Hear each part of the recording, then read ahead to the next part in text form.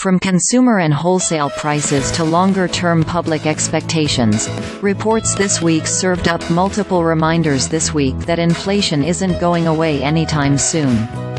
Data across the board showed pressures increasing at a faster-than-expected pace, causing concern that inflation could be more durable than policymakers had anticipated.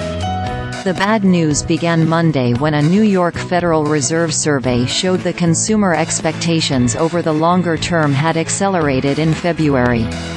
It continued Tuesday with news that consumer prices rose 3.2% from a year ago, and then culminated Thursday with a release indicating that pipeline pressures at the wholesale level also are heating up.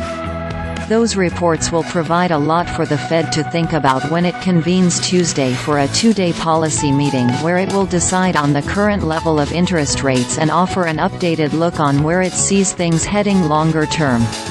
If the data keep rolling in like this, it becomes increasingly difficult to justify a pre-emptive rate cut, wrote Steven Blitz, chief U.S. economist at TS Lombard. Taken together, the numbers show the great disinflation has stalled and looks to be reversing.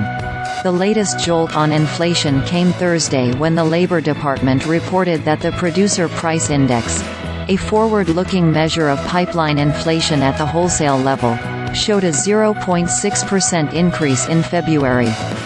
That was double the Dow Jones estimate and pushed the 12-month level up 1.6%, the biggest move since September 2023. Earlier in the week, the department's Bureau of Labor Statistics said the Consumer Price Index, a widely followed gauge of goods and services costs in the marketplace, increased 0.4% on the month and 3.2% from a year ago, the latter number slightly higher than forecast.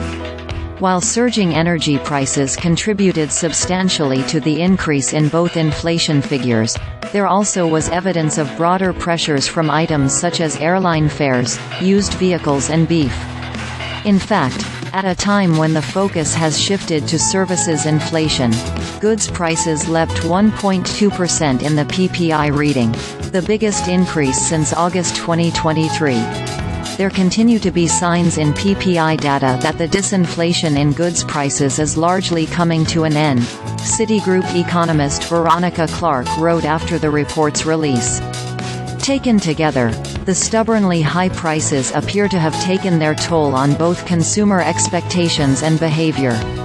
While substantially lower than its mid-2022 peak, inflation has proved resilient despite the Fed's 11 rate hikes totaling 5.25 percentage points and its moves to cut its bond holdings by nearly $1.4 trillion.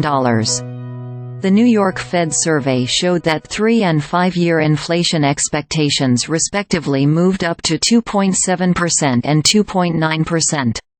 While such surveys often can be especially sensitive to gas prices, this one showed energy expectations relatively constant and reflected doubt from consumers that the Fed will achieve its 2% mandate anytime soon.